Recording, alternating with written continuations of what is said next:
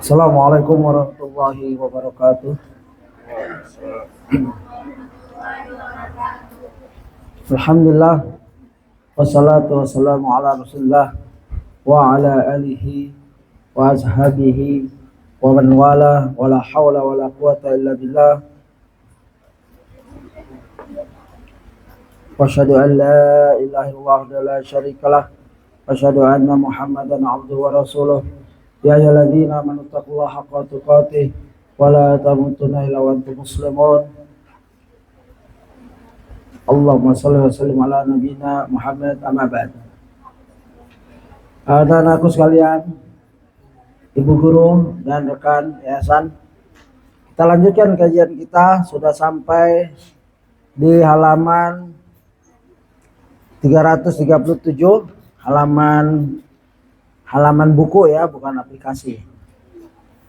Tengoklah aplikasinya beda. Dimana kita sudah sampai penjelasan yang begitu penuh manfaat tentang kenapa Nabi menggembala kambing, ya. Dan itu ke arah pembahasan seperti politik, ya, kedepannya seperti itu. Hikmah dari para nabi menggembala kambing adalah untuk mendidik tarbiyah dari Allah langsung tentang kesabaran, tentang ketelitian melihat makhluk-makhluk lemah dan mengatur jangan sampai berpecah belah dan lain-lain. Itu diterapkan di umat setelah jadi nabi. Sampailah Ustadz menulis, jika seorang nabi telah mengetahui dan mempraktekkan hal-hal tersebut, jadilah ia seorang teladan dalam mengurusi umat, dan ia merupakan hikmah dan ini merupakan hikmah yang sangat luar biasa. Ya, Sarah Sahih Bukhari karya Ibnu Battal. Di kajian yang lalu saya sebut Sarah Muslim, ya, yang benar adalah Ibnu Battal di Sarah Sahih Bukhari. Ya, pensarah Sahih Bukhari banyak, ada Fathul Bari, Ibnu Rajab, Fathul Bari, Asqalani, Ibnu Hajar, dan ya Ibnu Battal dan Kirmani dan lain-lain. Dan Nabi juga bersabda, ini lanjutannya. Dan kemarin waktu di SD kita ditanya, ya, tapi saya nggak jelaskan karena waktunya sempit. Yang saya jelaskan cuma ya kenapa, ya, ada pertanyaan dari seorang anak, baik sekali pertanyaannya, dan dia setiap kajian selalu bertanya, kenapa Nabi menggembala kambing, tidak onta, sapi, dan lain-lain. Ya, karena kambing banyak permasalahan, hewan lemah tapi sering berpecah dan sering berantem dan lain-lain, ya. Oleh sebab itu hikmahnya Rasul melihat umat ini banyak yang lemah, banyak yang miskin dan lain-lain, sehingga ya terbiasa setelah menggembala kambing. Dan seluruh pemimpin dalam Islam disebut ra'in. Ra'in itu penggembala kambing. Kullukum ra'in wa kullukum mas'ulun an ra'iyati. Seorang suami penggembala kambing, yang digembala adalah istri dan anaknya. Seorang ibu penggembala kambing di rumahnya, dia menjaga harta suaminya dan menjaga anak suaminya. Ya, anak itu milik suami, ya, pemilik tempat tidur. Makanya nasabnya seorang kepada bapaknya, walaupun istri perempuan yang melahirkan. Ya, tidak ada yang bernasab wanita kecuali Isa alaihissalam.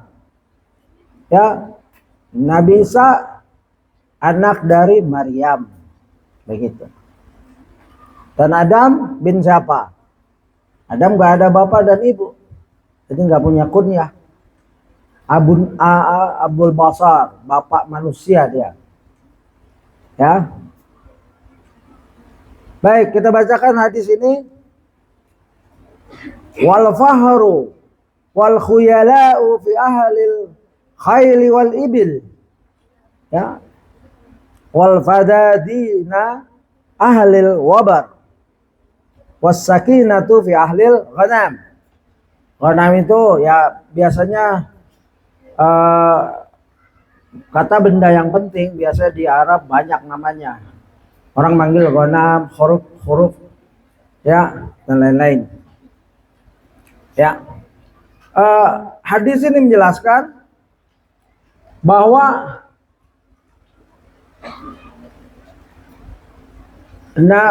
yaitu Nabi bersabda bahwa wal fahru bangga diri, wal khuyala'u dan kesombongan ada pemilik kuda dan onta. Jadi salah satu hikmah kenapa penggembala nabi-nabi menggembala hewan seperti kambing, karena jauh dari bangga diri dan kesombongan. Ya, biasanya pemilik pemilik kuda dan onta akan mudah terkena sifat sombong. Ya, dan pada zaman Nabi kebanggaan ada di dua ini, onta dan kuda. Ya, Hamrun Naim seperti balasan orang bisa memberi hidayah perantaran dia akan mendapatkan onta merah, ya, maksudnya bisa memang onta merah itu sendiri atau kumpulan onta kalau kena sinar matahari merah, artinya banyak ontanya. Jika kita dapat, ya, menjelaskan seseorang dari kesesatan menjadi mendapat hidayah, begitu maksudnya. Nah, di sini apa itu orang yang sombong, bangga diri dan sombong, al khuyala, ya, wal fahru wal khuyala'u adalah wal faddadina ahlil wabar, yaitu orang yang bersuara keras yang tinggal di gurun. Ya, biasanya seperti itu. Orang-orang tinggal di gurun atau di kampung yang luas biasanya ngomongnya keras. Di sawah, di pantai, ya, kebiasaan orang-orang pantai nggak bisa ngomong lembut.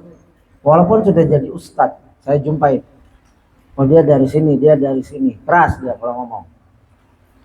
Wasakinatu fi ahlil ghanam. Adapun ketenangan ada pada pemilik kambing. Ya, orang yang memelihara dekat dengan kambing, hewan kambing, dia agak tenang orangnya. Ya, begitu. Dijelaskan oleh At-Tibi, salah seorang pensyarah rahimahullah, berkata, ya, tahsisul khuyala'i bi ashabil ibil, dikhususkan kesombongan untuk para penggembala onta. Ya, onta kan satu yang mahal, ada yang ratusan juta. Ya, wajar, bukan wajar, cenderungnya setan masuk melalui pintu ini. Ya, jadi masuk juga kalau kita bawa, ya, ke sekarang, keadaan sekarang, orang-orang yang punya mobil Mercedes, Volvo, Rolls Royce, ya, Ferrari, kalau nggak hati-hati, halal dia beli, kalau ada keperluan halal, asal nggak bukan dari duit korupsi, silahkan. Tapi hati-hati dia terkena meremehkan orang di jalan. Ya, lihat orang pakai Avanza, pakai mobil yang murah-murah, akan mencibir. Ini hati-hati. Ya, tahsisul khuyala'i bi ashabil ibil, dikhususkan kesombongan itu untuk para penggembala onta. Ya, wal waqaru bi ahlil ghanam, dan dikhususkan ketenangan bagi para penggembala kambing. Ya, saya jumpa beberapa penggembala kambing, kalau Idul Adha saya suka jumpa untuk beli 100 dan lain-lain. Memang kelihatan agak tenang, sifatnya beda. Dia di gunung, ya, tenang orangnya, gitu, di Cianjur. Ya. Dia dulu ala anna mukhalatata al hayawan, menunjukkan bahwa kedekatan pergaulan dengan hewan, ya, pergaulan dengan hewan akan mempengaruhi manusia. Ya, Abu Hurairah terkenal penyayang terhadap kucing. Dia pernah jalan lalu ada kucing terlantar dimasukin ke lengan bajunya. Ya, Hurairah adalah bapak Abu Hurairah. Kunyah yang dikasih oleh Rasulullah. Bapaknya kucing, anak kucing. Ya, Hurairah, ya, kucing wanita kalau nggak salah, betina. Jadi kalau orang yang bergaul dengan hewan buas seperti anjing mungkin ada pengaruh sifat seperti itu. Jadi hati-hati. Makanya kita haram memelihara anjing masuk ke rumah kecuali ada keperluan, yaitu punya ternak, punya sawah atau punya farm, ya, punya ladang yang harus dijaga boleh. Dan anjingnya tidak boleh masuk ke rumah karena ada dalil di mana jika anjing kita masuk ke rumah, malaikat rahmat tidak masuk, ya, ke rumah kita yang ada anjing dan gambar. Ya, tu'assaru fin nafsi wa tu'addi ilaiha hayati wa ahlakan tunasibu tiba'aha wa tulaimu ahwalaha. Bergaulan kita dengan hewan-hewan yang kita miliki akan mempengaruhi jiwa dan menularkan kepada jiwa kondisi dan perangai yang sesuai dengan tabiat dan kondisi jiwa tersebut. Ya, kalau dengan hewan saja dijelaskan di sini akan mempengaruhi kita, maka pertemanan juga hati-hati anak-anakku. Ya, pilih teman yang baik. Nggak punya teman zaman sekarang nggak apa-apa. Ya, nggak punya sahabat nggak apa-apa. Ya, sedikitkan sahabat. Ya, karena dia akan menyita waktu, nanti komentar menyakiti, kita nggak fokus kepada dengan Quran dan Sunnah, ya terganggu. Tapi kalau memang punya teman yang akan membawa kepada amal-amal yang baik, yang selalu mengingatkan, maka itu perlu. Ya, qultu falihada kilas, ya, sahabatu tu'asiru fin nafs. Karenanya dikatakan bahwasanya persahabatan itu akan memberi pengaruh terhadap jiwa. Ini Al-Qari, salah satu menafsirkan sarah hadis juga ulama. Ya, Ustadz mengutip. Jadi pilih teman. Almar'u ma'adini khalili. Seorang itu bersama din sahabatnya. Kalau sahabat tadinya anaknya baik, begitu saya lihat itu di waktu saya kecil. Seorang tadi baik, saya kenal, teman main dan lain-lain. Begitu sekolah, dapat sekolah unggulan karena banyak orang kaya di situ. Padahal dia tinggal ya dekat rumah saya, Karetengsip, di kota tapi suasana kayak kampung. Ya, ekonomi menengah ke bawah lah. Nah, sekolah dia bergaulnya dengan orang-orang kaya, SMP 40. Berubah drastis. Sudah tidak mau main dengan kita, pakaiannya, sepatunya, padahal kita tahu kedua orang tuanya bukan orang kaya. Nah, ini pergaulan. Jangan memaksakan diri harus beli sepatu yang mahal, baju yang mahal, padahal orang tuanya tidak mampu. Ya, malu dijemput ayahnya yang pakai motor, mungkin sudah tua motornya. Ayah, jangan jemput saya lagi lah. Ya, ya aneh anak-anak ini. Ya, nggak boleh kita seperti itu. Ya, itu namanya kesombongan. Belum jadi orang udah sombong. Apalagi nanti kalau udah jadi orang kaya, mungkin ayahnya dijadikan pekerja, ibunya juga. Na'udzubillah. Hati-hati anak-anakku. Wala'alla hadza aidha wajhul hikmah fi anna kulla nabiyyin ra'al ghanam. Dan mungkin saja ini juga salah satu hikmah mengapa semua nabi mengembalakan kambing. Ya, kambing makhluk yang paling lemah dan banyak masalah, banyak penyakit, banyak keributan di antara dua kambing, yang punya tanduk menanduk yang tidak punya tanduk, yang tidak punya tanduk juga nggak tahu diri, ingin menanduk yang punya tanduk. Itu biasa tuh. Ya, bagi anak-anakku yang mau lihat silahkan ke kebun binatang, lihat tingkah lakunya, atau Idul Adha sebelum disembelih lihat itu tingkah lakunya macam-macam. Ya, begitu. Dan ini hikmah-hikmah yang diberikan dalam buku ini sangat penuh dengan manfaat, ya. Dan Ustadz juga menulis ringkasan dari beberapa peristiwa di masa kecil Nabi Muhammad SAW berupa bagan, diagram. Satu, ya, dibelahnya dada Nabi Muhammad SAW ketika beliau ada 2 kali, ketika beliau berada di bawah pemeliharaan Halimah As-Sa'diyah, ibu susunya. Kedua, ketika beliau akan melakukan Isra Mi'raj, ya 2 kali Nabi dibelah dadanya. Terus peristiwa lain, wafatnya ibu Nabi SAW ketika Rasulullah berusia 6 tahun. Ya, perjalanan balik dari Madinah, yaitu mengunjungi seorang ayahnya yang dimakamkan di Madinah, balik sakit ibunya, meninggal di perjalanan ke arah Madinah 200 sekian kilometer. Kalau dari sini Semarang mungkin. Umur 6 tahun sudah ditinggal ayah dan di perjalanan sendirian. Ini cobaan Nabi.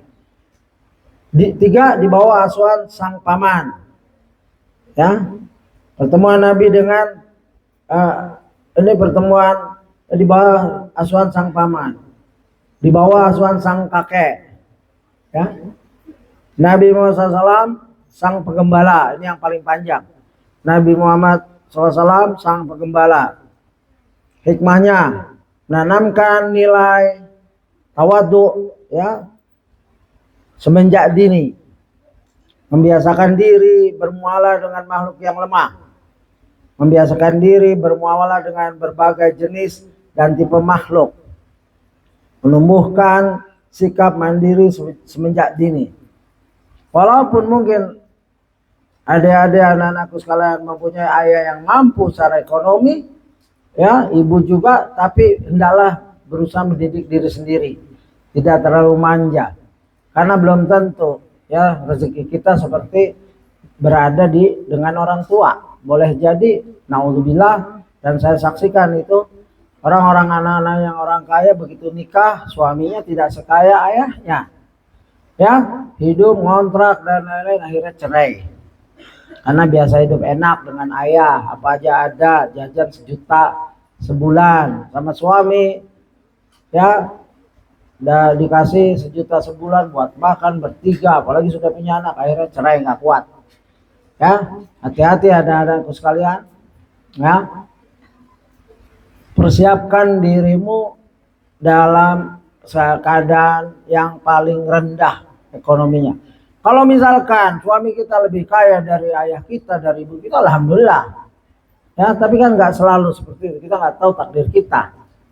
Artinya mental sudah siap. Ya, yang penting kita hidup berbahagia bersama pasangan pilihan kita. Ya, gitu. Atau siap membantu, ya, bekerja, berbisnis karena suami income-nya rendah dan lain-lain. Ini maksudnya, ya, kalau Nabi untuk umat, kalau kita, ya, ibda binafsik, mulai dari diri kita bukan mikirkan umat, ya. Anak-anakku sekalian bukan memikirkan umat, ya, kamu sendiri, diri kita sendiri, anak kita nanti kalau diberi anak, nah, suami kita yang kita cintai kalau dapat jodoh yang baik, makanya disiapkan diri kita, ya. Sekarang ini zaman dimana laki-laki takut nikah karena beban. Saya jumpa banyak, ya, bergaul, ada umur sekian tidak nikah. Kenapa? Tidak siap, Ustadz, takut ekonominya. Ya, maharnya berat, nanti bulanannya, nanti kontrak rumah, nanti ini susu anak, nepi anak. Akhirnya kalau setiap laki-laki seperti itu, maka ada kemungkinan besar banyak perawan-perawan tua. Na'udzubillah min dzalik. Makanya jangan terlalu pasang standar harus punya suami yang gini gitu, akhirnya sampai tua nggak nikah. Na'udzubillah. Nikah min sunnati. Nikah itu dari sunnah Nabi. Kalau memang tidak nikah tapi bisa menjaga diri di zaman medsos seperti ini, Walhamdulillah, puji bagi Allah.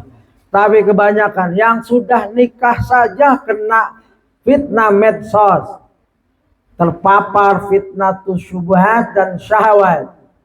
Ya, kemarin kajian di pondok saya tampilkan 3 contoh fitnah syubhat dan syahwat.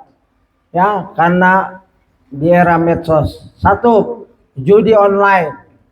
Ya, terpapar dari umur di bawah 10 tahun sampai umur 50 tahun lebih. Dan uang yang beredar berdasarkan PPTK 320 triliun untuk judi online ini. Kedua, seorang anak dibully hari-hari mungkin di sekolahnya, lalu dia stres, akhirnya dia nggak dapat solusi atau konseling dari guru dan orang tuanya. Akhirnya dia mencari jalan sendiri. Akhirnya dia buka website atau dia ketemu grup yang bertindak kekerasan. Akhirnya dia membom beberapa tempat di SMAN 72. Ya, ngebom dan lain-lain. Ya, hati-hati itu. Yang ketiga, satu kelompok di mana melakukan perbuatan incest. Incest itu perbuatan hubungan suami istri, hubungan biologi, anak ke bapak ke anak, bapak ke anak perempuannya. Seringan itu. Kalau ibu memang kelewatan. Ada juga ibu-ibu, seorang ibu berhubungan dengan 2 anaknya, laki-laki. Itu jarang, tapi yang sering bapak. Dan keseringan bukan direncanakan. Artinya bapak ini mabok ya di Kalimantan. Saya biasa beberapa kali ke Kalimantan, lebih dari mungkin 5 kali, Kalimantan Barat. Ya, jalan dengan polisi. Kenyataan di sana kebanyakan incest. Seorang bapak menggauli anak perempuannya. Naudzubillah. Ini laporan dari polisi itu. Biasanya karena tempat tidur tidak rapi, kesepian dan lain, ditinggal pergi istrinya kerja ya TKW dan lain-lain. Ini kejadian seperti itu. Tapi ini ada grup Facebook mengupload hubungan dia dengan anaknya, dengan adiknya dan lain-lain. Ini kejahatan yang alhamdulillah sudah ditangkap dan di Indonesia. Ya, begitu. Hati-hati. Ya, ini kita hidup di zaman yang nggak kepikir hal-hal seperti ini. Ya. Tapi ada, nyata. Adik-adik jangan sampai terkena fitnah-fitnah seperti itu. Ya, makanya cari teman yang baik. Kalau ada masalah diskusikan dengan guru, konseling, jangan malu, jangan takut. Ya, begitu. Biasanya fitnah-fitnah yang seperti ini malu. Ya. Jika ada tidak nyaman di rumah, ya, mungkin ada kejahatan seksual dan lain-lain, ceritakan sama guru yang ada percaya. Atau sama ustadz, nanti kita carikan jalan penyelesaiannya. Ya boleh dibiarkan. Karena ada, saya tadi bilang, ada nafsu sesaat, tidak direncanakan. Kalau sudah bikin grup Facebook, WA, Instagram, diupload, difilmkan perbuatan dia, ini sudah terencana dan ini jahat sekali. Kalau dia kena nafsu sesaat tadi, itu hukumannya berat. Biasanya kejahatan seksual, mati di penjara. Para napi yang di penjara itu paling benci, ya mereka ngerampok, mereka curi motor untuk menghidupi anak dan istri. Kok ada orang masuk penjara gara-gara menzinai anaknya? Itu biasanya mati, nggak cukup, nggak sampai di pengadilan itu. Ya, itu di dunianya, di akhiratnya, ya urusan Allah itu. Dunia napi, narapidana, kriminal punya hukum sendiri. Ya, dan juga jadi anak-anak harus pandai-pandai menjaga diri, pakaian yang baik walaupun di rumah. Ya, jangan memaparkan walaupun ayah, abang, nggak boleh pakaian yang sembarangan. Ya, yang akan menarik hasrat setan. Kadang-kala laki-laki mempunyai hasrat seperti itu, walaupun pada anak kandungnya, ya begitu. Jangan mencari gara-gara. Pakai pakaian yang sopan, tidur ya pisah. Wafariku, maka hadisnya kan gitu. Ajari anak kamu sholat umur 7 tahun, pukullah setelah 10 tahun. Dan pisahkan tempat tidur mereka. Begitu. Pada saat umur 10 tahun, anak-anakku sekalian tidak boleh tidur campur lagi dengan adiknya yang sudah cukup juga, ya, umur 10 tahun pisah masing-masing. Dan tidak boleh satu selimut. Ya. Laki sama laki nggak boleh satu selimut, walaupun adik kakak pisahkan selimutnya. Kamarnya walaupun miskin, pisahkan dengan triplek.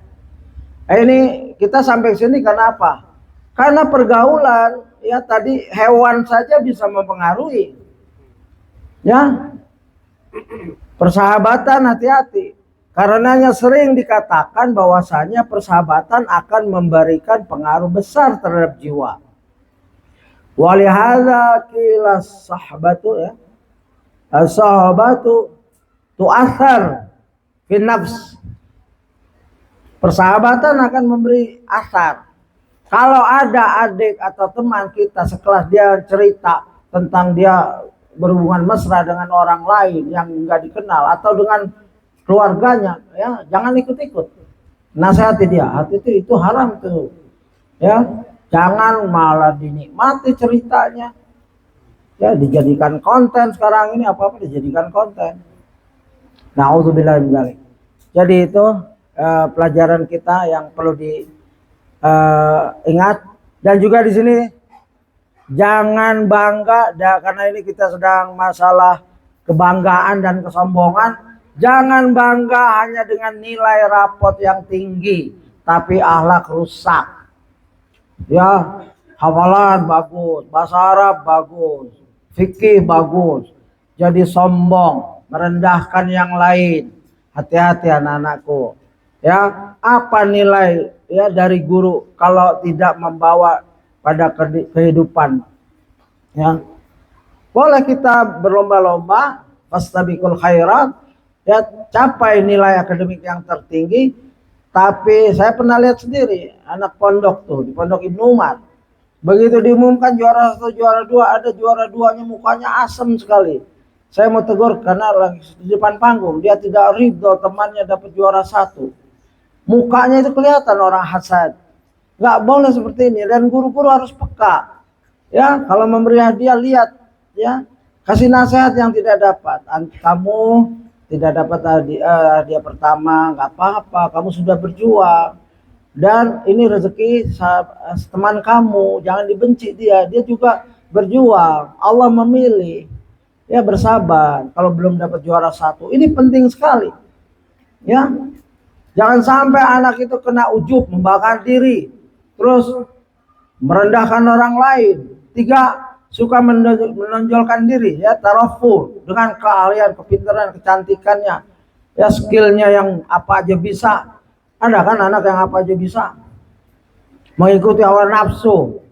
Ini orang-orang yang cenderung kepada kesombongan karena banyak kelebihan. Makanya paling dibenci orang miskin tapi sombong. Yang paling lagi dibenci kakek-kakek, aki-aki atau nenek-nenek masih berzina. Itu paling dibenci. Ya, hati-hati. Ya, kita banggakan harta ayah kita. Kamu ke sini naik apa? Naik angkot. Saya dong diantar pakai supir lagi. Mobil saya sport. Untuk apa seperti ini? Sudah nggak membantu, menghina, rendahkan orang lain. Ya, hati-hati. Al-kibru batarul haq wa ghamtun nas. Sombongan adalah menolak kebenaran dan merendahkan manusia. Hadis riwayat Muslim. Kalau dua sisi ini ada pada kita istighfar dan melatih diri. Ya, begitu orang ngasih nasihat mungkin lebih muda dari kita, atau senior junior kita baru masuk sekolah toto ya kita kedapatan kesalahan dia nasihati, kamu baru masuk sudah sok nasihatin senior. Senioritas ini hati-hati. Lihat apa yang dia nasihatin benar apa enggak. Kalau kita tolak, kita bukan nolak dia, kita batarul haq. Itu kesombongan yang asli. Apalagi dia membawakan ayat walaupun mungkin terjemahannya hadis sahih, walaupun itu terjemahannya. Hati-hati anak-anakku sekalian, jangan jadikan kita orang yang kibar, ya tidak akan masuk jannah orang yang ada kibar, kesombongan ya sebesar jara di hatinya. Hati-hati. Ghamtun nas, ya merendahkan manusia karena fisiknya mungkin dia nggak level dengan kecantikan kita, jadi nggak mau berteman. Kamu cari teman yang selevel kamu ya, maaf. Ini gengnya geng cantik-cantik, ya, geng orang-orang cantik. Kamu maaf. Naudzubillah. Apakah kita menciptakan muka kita sendiri? Man suwarakunna, siapa yang membentuk wajah kamu? Apakah kamu sendiri di dalam sudah berhias di dalam kandungan ibu kamu? Ada kaca, aku ingin hidungnya mancung, aku ingin matanya gitukah? Tidak. Kita keluar apa adanya. Allah yang membentuk kita. Suwarakum. Allah yang membentuk kita. Kita keluar sudah jadi. Apa adanya yang Allah kasih kita nikmati, kita syukuri. Kalau kita cantik bukan karena kita, bukan karena ayah kita, bukan karena ibu kita. Ibu kita juga nggak mampu. Ya, memang ada genetik dan lain-lain. Ya, begitu. Kalau kita kurang cantik juga jangan merendah diri. Ada seorang ulama yang bekas budak, yang hitam, yang hidungnya pesek dan lain-lain. Dua khalifah datang sama anaknya. Ulama ini sedang sibuk, bekas budak lagi, menunggu. Lalu khalifah nggak dilayani langsung. Lalu dia selesai urusannya, ya ada apa? Mereka ingin bertanya fatwa. Pulang, khalifah bilang, kamu lihat tadi itu bekas budak yang wajahnya seperti itu dan lain-lain. Coba kita begitu rendahnya di hadapan dia. Ya, dia begitu teguhnya. Ya, belum, tunggu, nggak ada waktu. Saya mau ada urusan. Dua khalifah ini, khalifah Islam. Ya, jadi yang meninggikan seorang adalah akhlak yang mulia, ilmu yang bermanfaat, dan sifat-sifat baik. Hiasi diri kita dengan sifat baik. Jangan lagi sudah muka buruk, akhlaknya buruk. Naudzubillah. Sudah sifat wajahnya buruk, akhlaknya buruk, miskin, sombong. Ya ini hati-hati. Dan banyak orang-orang miskin sombong banyak. Seharusnya dia datang ke hadapan Allah, ya Allah aku miskin. Ya ini masih ngerokok, padahal sudah azan, masih ngopi. Ya padahal ngerokoknya ngutang, ngopinya ngutang. Kenapa dia nggak ke masjid? Dia sholat, dia tundukkan ya kepalanya. Di hadapan pencipta langit dan bumi yang maha memberi rezeki. Ya, dari pelajaran kitab ini kita mendapatkan hati-hati ya terhadap al-khuyalai, ya begitu. Dan ya kiber begitu. Dan biasanya barang-barang mewah, biasa memakai barang mewah sudah mulai melirik. Ya, ibu-ibu hati-hati, kondangan pada pamer perhiasannya, satu warung, satu toko dipakai semua, hati-hati. Satu mengundang kriminal, ya. Dua memberi sedih kepada yang lain yang tidak punya apa-apa. Pakai sekedarnya, ya. Memang kalau harus pakai, apalagi hari raya, yang punya emas dipakai semuanya. Ya.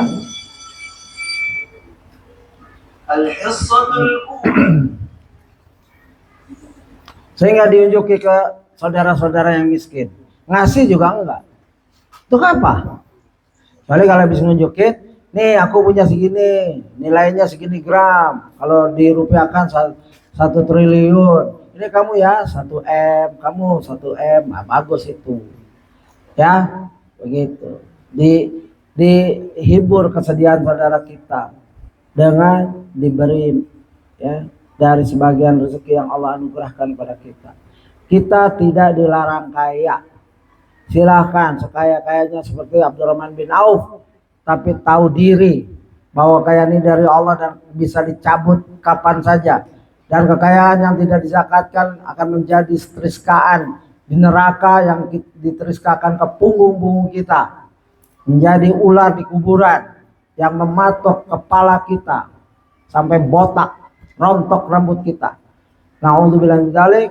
Demikian kajian kita hari ini, semoga bermanfaat untuk diri saya dan rekan sekalian dan anak-anakku sekalian dapat mengamalkan untuk kehidupan dunia dan mendapat nikmatnya nanti di akhirat kelak, berjumpa dengan Nabi kita tercinta Nabi Muhammad sallallahu alaihi wasallam di jannahnya.